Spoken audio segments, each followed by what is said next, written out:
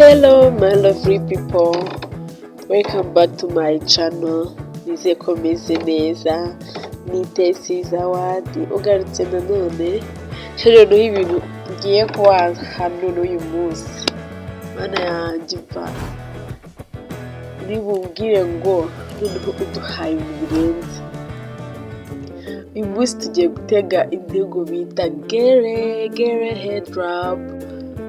Muri tayari dutangire, tugiye gukoresha igitambaro cyacu.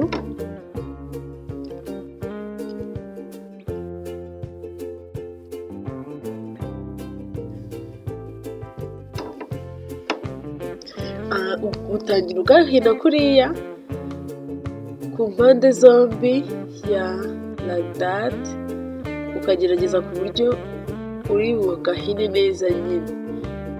Hariya nyine impamvu nahise nabonaga bitari kuba fresh nk'uko mbishaka.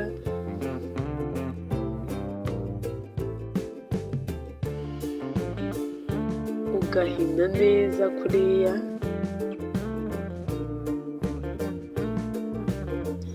Yes, kuriya. Hari ushobora guhina inshuro nyinshi, njyewe maze kumenya inshuro 3.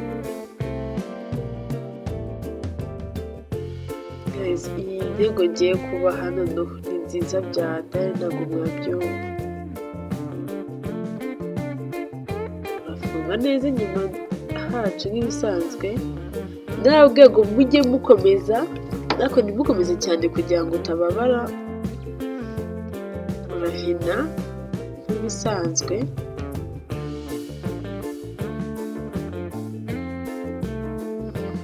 Ugahina n'urundi ruhande.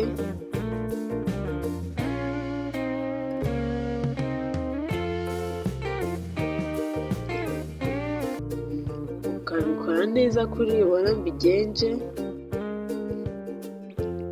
Ya kuriya.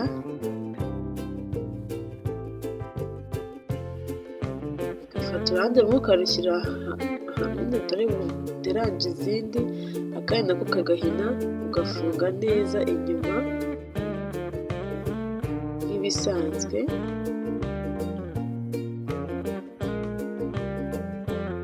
Kakandi kasigaye kacu niko tugiye gukoramo Gele.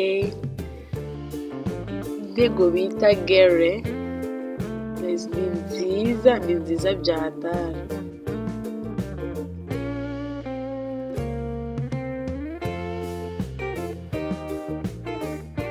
Genda ugategura neza ko ndi kubigenza. Ukagafata ukagashingizamo inyuma hariya kuri ruhande nk'uko uri kwandi kubigenza.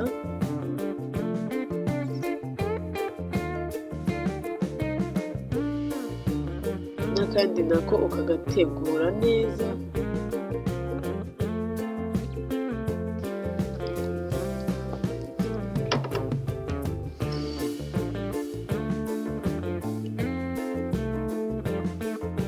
Ndababwiye ngo bigiye kuba uburyohe.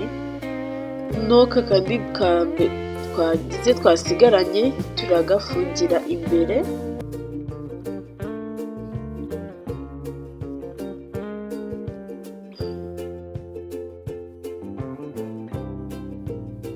Dusesekamo kakayipengere kacu kugira ngo kabifate neza. Wow, murabona ko biri kugenda biba byiza cyane. Rero kakari twari twashyize ku ruhande, twari twakabicishaho kugira ngo kabe gafatiweyo, kugira ngo tubone ukuntu dukora style yacu.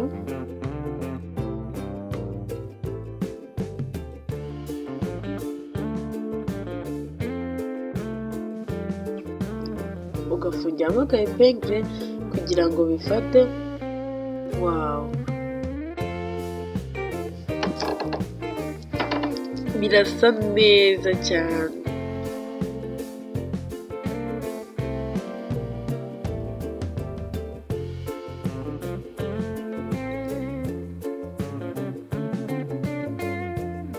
Ngaho ibaze usohotse wambaye neza, wateze igitambaro kuriya. Tekereza ukuntu wabuze. wow, iyi ntego nayikunze cyane, ni nziza, iroroshye kuyikora, ntabwo ari ibintu bigoye, kuko wifite igitambaro kandi uza gukurikirana tesize awadi creativity, ubundi nta kintu na kimwe muzamburana. Nzakomeza mbatemo utuntu twiza cyane, kandi namwe nimubyishimira mujye musharinga n'abandi, mubwire muti murebe Tesi azi gutega igitambaro neza, aratwigisha neza ibintu byiza, reba ko iryo mpamagaza hari ukurugora utuntu nkabona ni twiza cyane. Noneho reka dukomeze rero indi ntego tudahambuye cya gitambaro cyacu.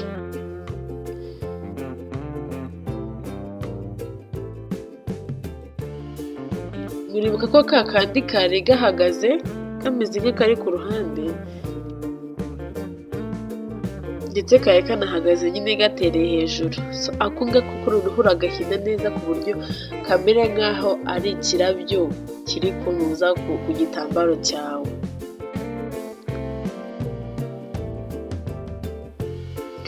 So guys, tell me, how do I look? Murabona bimeze bite? Yes, we asa neza cyane.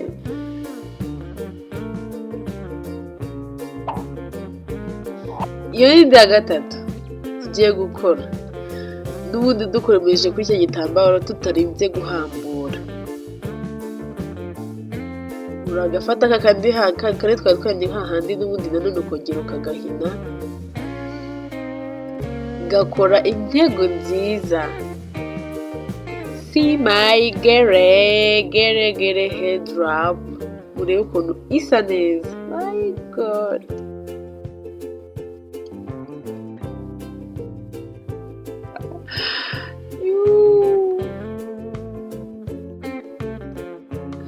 irasa neza, birasa neza cyane, biraryoshye. Ndebe ibyo bintu ukuntu ari byiza, nishimye byatare.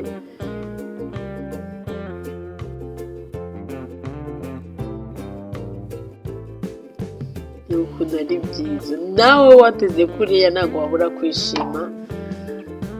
Nabwo turongera dukomeze kuri cya gitambaro cyacu tutarinze guhambura, ka kandi twahiniraga imbere, none ko turagashyira ku rundi ruhande, bibe full gele. Si birasa neza.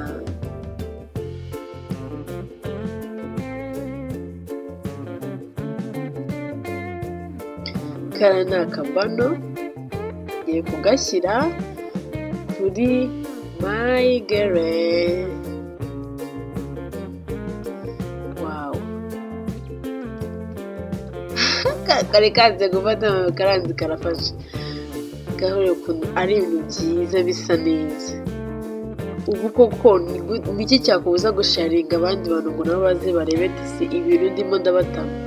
Bisoreje aha rero, bye bye, duhurire muri comment, ndabakunda cyane.